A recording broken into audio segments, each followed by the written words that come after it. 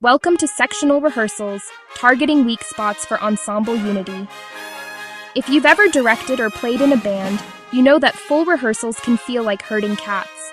Everyone's playing, but those tricky spots just won't come together. Today, we're diving deep into sectional rehearsals, breaking your ensemble into smaller groups like woodwinds, brass, or percussion to laser focus on issues like intonation, rhythm, and phrasing. Why does this matter? In a full band, problems get buried under the volume, but sectionals uncover them, building a stronger foundation. We'll explore how to lead them effectively, tailor to different instruments, and handle real-world challenges. By the end, you'll see how sectionals not only fix weak spots, but also foster pride, accountability, and long-term growth in your ensemble. Let's get started. First, let's break down what sectional rehearsals are. Imagine your band as a symphony of moving parts, woodwinds handling intricate melodies, brass powering the harmonies, strings or percussion locking in the groove. A sectional rehearsal isolates these groups, allowing targeted practice on weak spots without the distraction of the full ensemble. For context, this technique has roots in professional orchestras and marching bands alike. In a high school concert band, you might split to fix intonation in a chord progression. In a jazz ensemble, to tighten swing rhythms. The core elements to focus on: intonation, ensuring pitches align perfectly, rhythm, syncing beats and subdivisions, and phrasing, shaping musical lines with dynamics and articulation. From multiple angles, consider the ensemble type.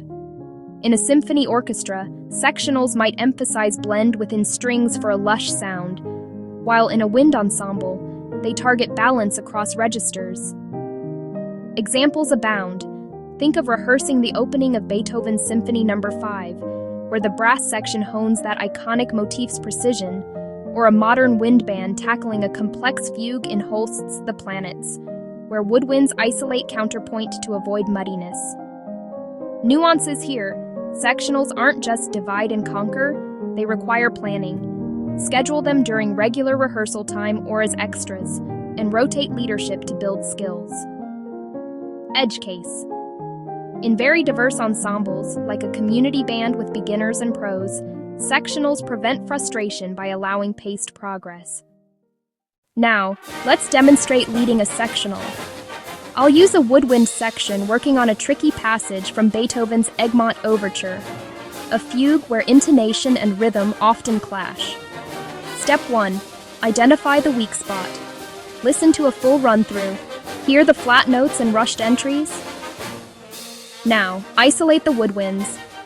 Okay, clarinets and flutes. Let's start at measure 45. First, slow it down to half tempo with the metronome. This tool ensures rhythmic unity. Clarinets, focus on fingerings for clean transitions. Flutes, watch breath support for steady tone. Record yourselves. Playback reveals issues. See how the B-flat is sharp? Adjust embouchure. Tailor to instruments. For clarinets, emphasize alternate fingerings to avoid squeaks. For oboes, read adjustments for intonation.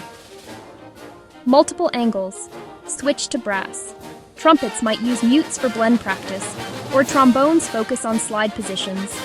Percussion, sticking patterns in a mallet section, like consistent rolls in a marimba fugue. Real example, in a marching band rehearsing Sousa, percussion sectionals fix syncopated bass drum hits using recordings to match field echoes. Nuances, keep sessions engaging. Use games like Rhythm Echo where players mimic each other. Edge case, virtual sectionals via Zoom for remote bands. Share screens for sheet music, but lag can disrupt timing, so emphasize individual recordings. Warn against over-focusing. If a section perfects their part but ignores cues, full integration suffers.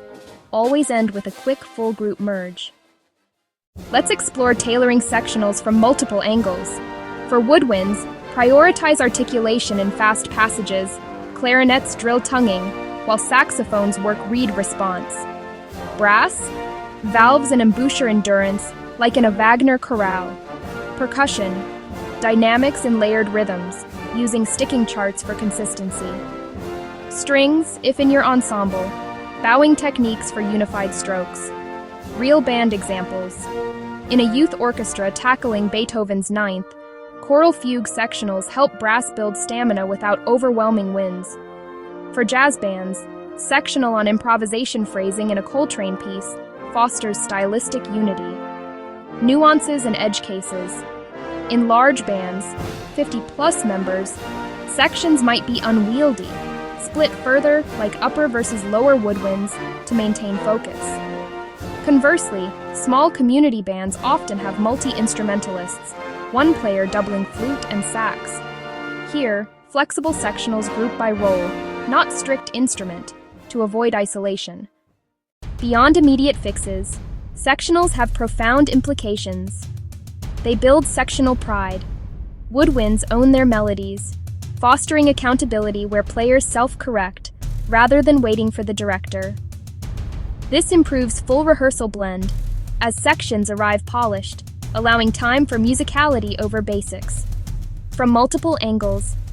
In educational settings, sectionals teach leadership, appoint student section leaders to run them, reducing director dependency. Long-term effects? Peer teaching emerges. A strong clarinetist mentors a beginner, building community and retention. In professional contexts, like pit orchestras, this efficiency cuts rehearsal costs and burnout. We've covered the how, why, and what-ifs of sectional rehearsals, from basics and demos to tailoring and long-term wins. Remember, they're a tool for unity, not division. Try implementing one in your next rehearsal. Start small, focus on weak spots, and watch your ensemble thrive. For more tips, check the links in the description. Thanks for watching. Subscribe for more band directing strategies. See you next time.